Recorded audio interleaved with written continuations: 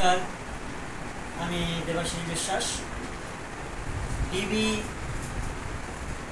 বিশ্বাস YouTube channel এবং DB বিশ্বাস ফেসবুক পেজের পক্ষ থেকে সকলকে জানাই আন্তরিক সালাম ও শুভেচ্ছা। তো আজকে আমি আপনাদের সামনে যে ভিডিওটি নিয়ে এসেছি এটা হলো একটি কলামের ভারবহন ক্ষমতা নির্ণয়। কিভাবে একটি কলামের ভারবহন ক্ষমতা নির্ণয় করতে হয়। আমরা যারা ইঞ্জিনিয়ার ভাইরা আছি, আমরা ম্যাক্সিমাম প্রজেক্টেই কাজ করি, কিন্তু একজন স্ট্রাকচার ডিজাইনার একটা বিল্ডিংয়ের স্ট্রাকচার ডিজাইন করে দেয়, আমরা ওইভাবে কাজ করি, কিন্তু ওই ডিজাইন দেখে বা ওই স্ট্রাকচার রড সেকশন, কলামের কোর সেকশন, এগুলো দেখে আমরা কখনো ক্যালকুলেশন করতে পারি না যে একটা কলামের লোড কত টন বা কত কেজি নেবে। তো আজকে আমি এই বিষয়টা নিয়ে আপনাদের সামনে উপস্থাপন করছি। যদিও আমার ভিডিওটা একটু লং হবে, কিন্তু সেটা মনোযোগ সহকারে দেখবেন। আরেকটা কথা, সেটা হচ্ছে জানার ইচ্ছা জিজ্ঞাসা। আমার যদি কোনো কিছু জানার থাকে তাহলে আমি অবশ্যই একজনকে প্রশ্ন করতে হবে যে ভাই বা দাদা বা স্যার, এটা কি হবে, আমাকে একটু দেখিয়ে দেন বা শিখিয়ে দেন। তা না হলে আমি শিখতে পারবো না। আজকে যারা ফ্রেশার ইঞ্জিনিয়ার পাশ করে বেরিয়েছে, সদ্য পাশ করে বেরিয়েছে, তাদের কাজ শিখতে যেয়ে অনেক অসুবিধা হয়। তো এই অসুবিধার কথা বিবেচনা করে এবং আমাদের প্রত্যন্ত গ্রাম বা শহর অঞ্চলে যে সমস্ত মালিক পক্ষ কন্ট্রাক্টর দিয়ে বা মিস্ত্রি দিয়ে বিল্ডিং তৈরি করেন, তাদের কথা ভেবে আমি আজকে ভিডিওটা তৈরি করছি। যদি আমার ভিডিওটা ভালো লাগে অবশ্যই লাইক, কমেন্ট, শেয়ার করবেন এবং আমার পাশে থাকবেন। আমি চাইবো যে কনস্ট্রাকশন জগতে নতুন নতুন ভিডিও আপলোড দেব এবং আপনাদেরকে এটা আমি উপস্থাপন করবো এমনভাবে যাতে নতুন প্রজন্মের যারা আছেন, তরুণ প্রজন্মের যারা আছেন, তারা যেন সবাই শিখতে পারে। দেখেন, আমি একজন মালিকের উদ্দেশ্যে বলছি যে উনি একটা বিল্ডিং করছে, একটা বিল্ডিংয়ে সে ধরে নেন ডুপ্লেক্স একটা বিল্ডিং বা 3 তলা 4 তলা একটা বিল্ডিং, এখানে 50 লাখ টাকা খরচ আছে। সেখানে একটা মিস্ত্রি যেয়ে বললো আপনি 50 লাখ টাকা খরচ কেন করবেন, আপনাকে আমি 20 লাখ টাকায় ঘর করিয়ে দেব, 30 লাখ টাকায় ঘর করিয়ে দেব। মানে মিস্ত্রিরা সব সময় মালিক মহাজনকে একটা লালসামূলক কথা বলে, যেটা কখনোই সম্ভব না। দেখা গেল ওই টাকায় হিসাব করে কাজে নামার পরে লিন্টেল বা গেট বিম বা কলাম পর্যন্ত শেষ হয়েছে, পরে টাকা শেষ। পরে যায় তখন ঠিকই মনে করে যে না, আমার তো কাজ করাটা ঠিক হয় না। দেখেন, একজন মিস্ত্রি কি করে, উনি কিন্তু স্ট্রাকচারাল লোড ক্যালকুলেশন জানে না। উনি বলবে কি, দাদা আমি করিমের বাড়ি একটা কলামে 4টে 16 মিলি রড দিয়েছি, আপনার এখানে 6টা 16 মিলি রড দিয়ে করে দেব। করিমের ওখানে 4টে একটা দিয়ে ঢালাই করেছি, আপনার এখানে 2টো একটা ঢালাই করব, আপনারটা মজবুত হবে। আমি বলবো যারা যে সমস্ত মালিক পক্ষ এই সমস্ত মিস্ত্রি এবং ফরম্যান বা কন্ট্রাক্টরদের লোভনীয় প্রস্তাবে রাজি হয়ে যান। ভাই, আপনার ভবিষ্যৎ চিন্তা করে, আপনার অ্যাচিভমেন্ট চিন্তা করে, আপনার যে অর্জন বা আপনার যে অ্যাসেট, আপনার যে সম্পদ, এটা কাজে লাগান। আমি আপনাকে রিকোয়েস্ট করব, আপনি একজন এক্সপার্ট ইঞ্জিনিয়ার বা একজন দক্ষতা সম্পন্ন ইঞ্জিনিয়ারের কাছ থেকে একটা ড্রয়িং করে নেন। আপনি একটা বাংলা বাড়ি করেন, টিনের ছাউনি করেন, তাও ওই বাড়িটার সৌন্দর্য বৃদ্ধি করার জন্য হলেও, ওই বাড়িটার কস্ট মিনিমাইজ করার জন্য হলেও আপনি একজন ইঞ্জিনিয়ারের থেকে একটা পরামর্শ নিয়ে একটা নকশা করে বিল্ডিংয়ের কাজ করেন।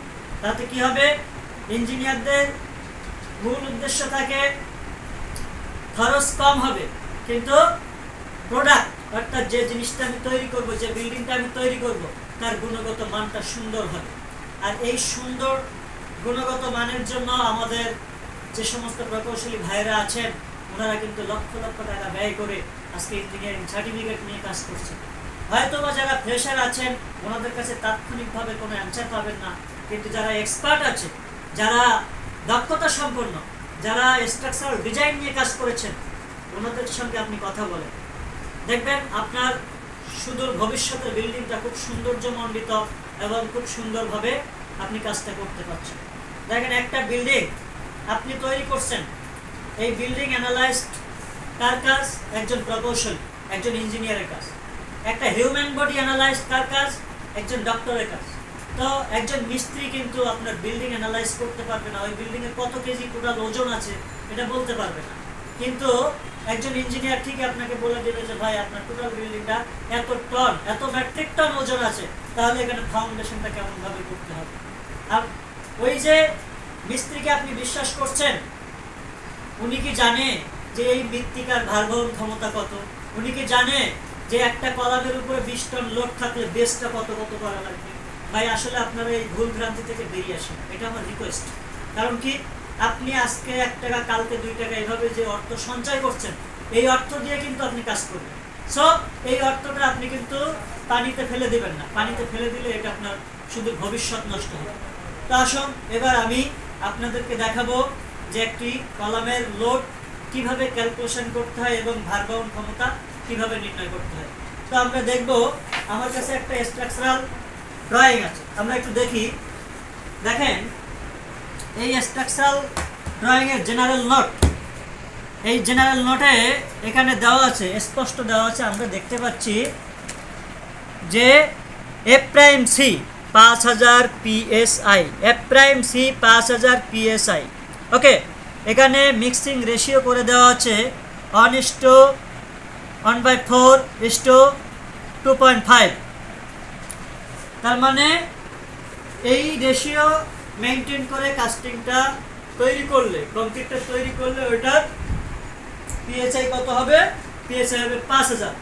তো আমরা যে কলামের লোড ক্যালকুলেশন করব, আমি কেন কংক্রিটের PSI দেখালাম?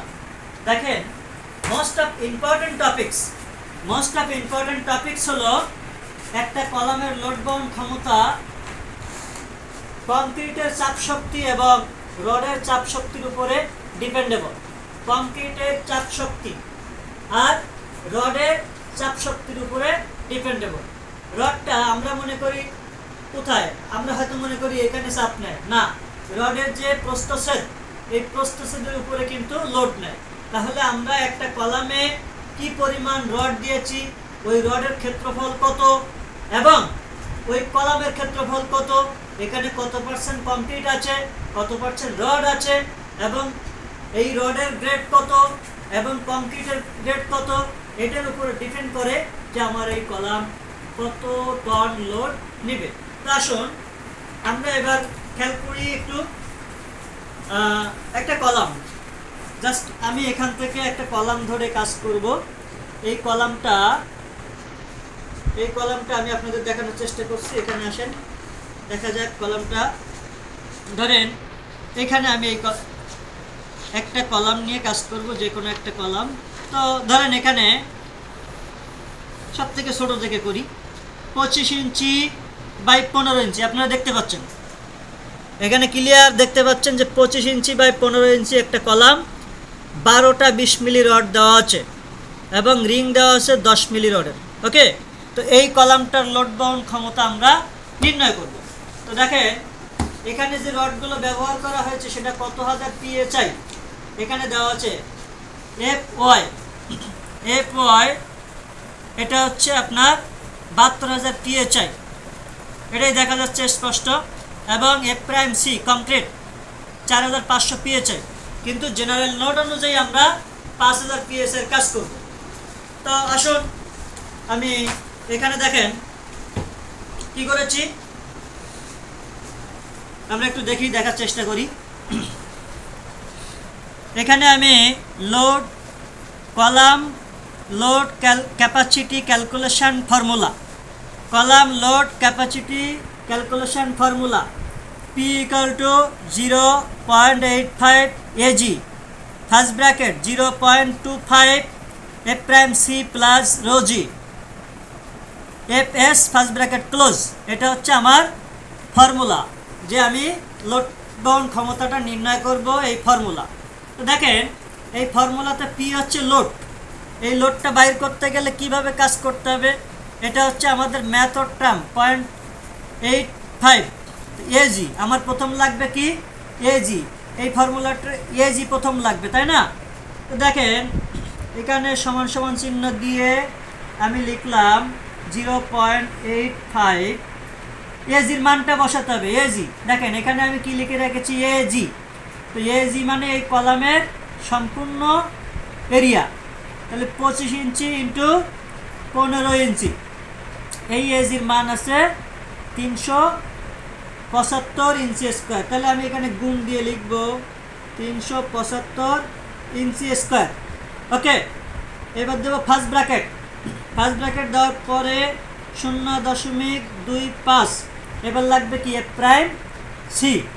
এবার কি লাগবে এফ প্রাইম সি মানে কংক্রিটের চাপ শক্তি। তো এখানে আমরা লিখে রেখেছি, দেখেন এফ প্রাইম সি 5000 PSI মানে পাউন্ড পার স্কোয়ার ইঞ্চি। 375 স্কোয়ার ইঞ্চির উপরে ওই কংক্রিট লোড নিতে পারে 5000 PSI, অর্থাৎ পার স্কোয়ার ইঞ্চিতে এত PSI লোড নিবে কি ওই কংক্রিটে, অনলি কংক্রিট উইদাউট রিইনফোর্সমেন্ট।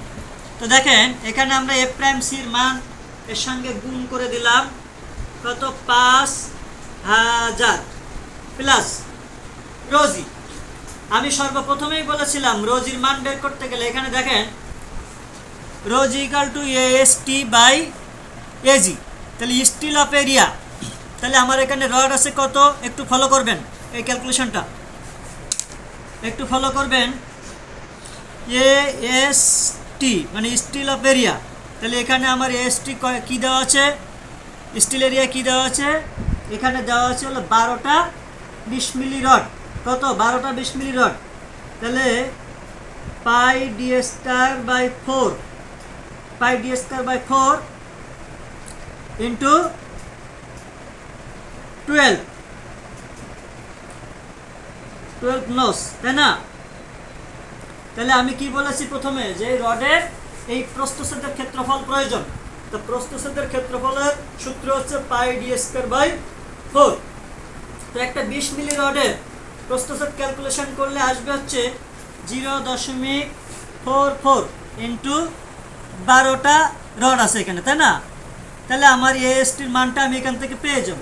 এই ক্যালকুলেশনটা অবশ্যই যারা ইঞ্জিনিয়ার ভাইরা আছে, পাই ডি স্কয়ার বাই 4-এ একটা 20 মিলি রড কত স্কয়ার ইঞ্চি আসে এটা আপনারা অবশ্যই বের করতে পারবেন। আমি পরবর্তী ভিডিওতে এই ক্যালকুলেশনটাও দিয়ে দেব, সমস্যা নেই। তো দেখেন এখানে আমি একটু ক্যালকুলেশন করছি, দেখা যাক 0.44 ইন্টু দেখা যাচ্ছে কত, 12। এখানে আসতেছে কত, 5.28 ইঞ্চি স্কোয়ার। তার মানে 375 ইঞ্চি স্কোয়ারের মধ্যে 5.28 স্কোয়ার ইঞ্চি আমার কি রডের ভলিউম। ওকে, তাহলে আমি রো জিটা বের করে নেব। Rho Z equal to 5. ASTর মান কত, 5.28 ডিভাইডেড এজির মান কত, 375। তাহলে আমি এখানে পাবো কত, এখানে একটু দেখেন ডিভাইডেড 375। তার মানে এখানে একটু দেখেন 0.014। রোজির মানটা কত আমি পেলাম, 0.014। ওকে, তাহলে আমি এখানে বসাই দেব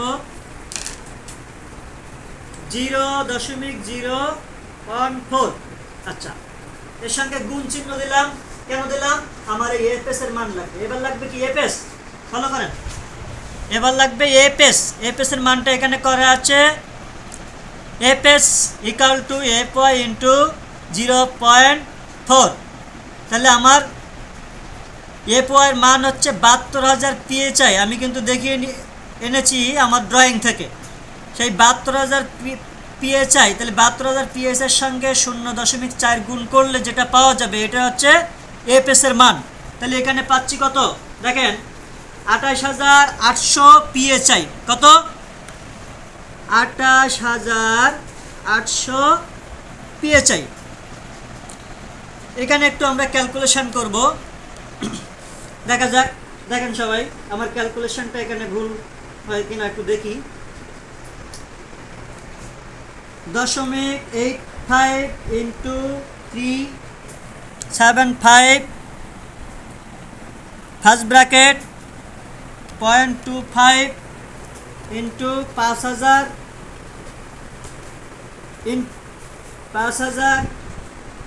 plus 0.014 into 28,800 first bracket close. এখানে আমি পাইলাম কত? এখানে পাচ্ছি আমি 5,26,957 5,26,957 এটা হচ্ছে এলবি। এই মানটা কিসে আসছে? এলবিতে, অর্থাৎ পাউন্ড। তাহলে পাউন্ড থেকে আমরা কেজিতে নিয়ে আসব। আমি এখানে লিখে রেখেছিলাম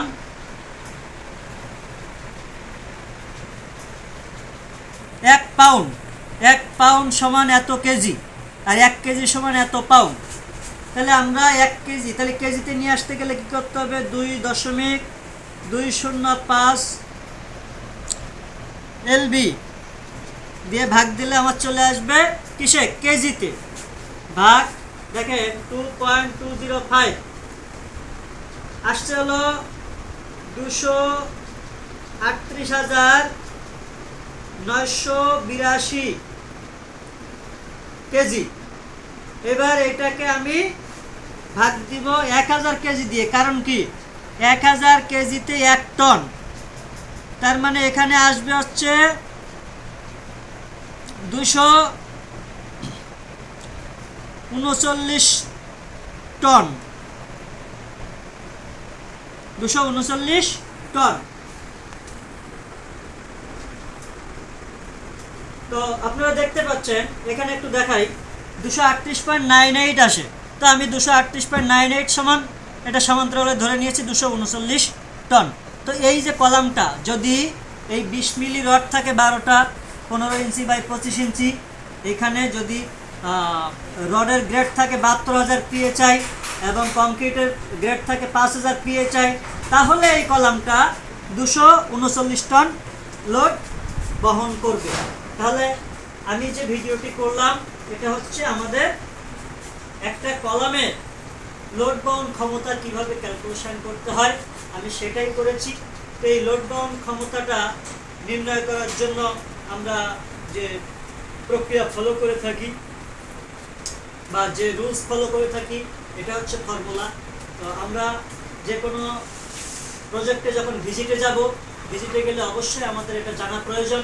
কারণ হয়তো আমি স্ট্রাকচার ডিজাইনার না, কিন্তু ড্রয়িং, ডিজাইন এবং ফিল্ডে প্র্যাকটিক্যালে কলাম দেখে যদি বলতে পারি যে এই কলামটা লোড নেবে এত কেজি, তাহলে অবশ্যই ওই মালিক আপনাকে স্যালুট জানাবে।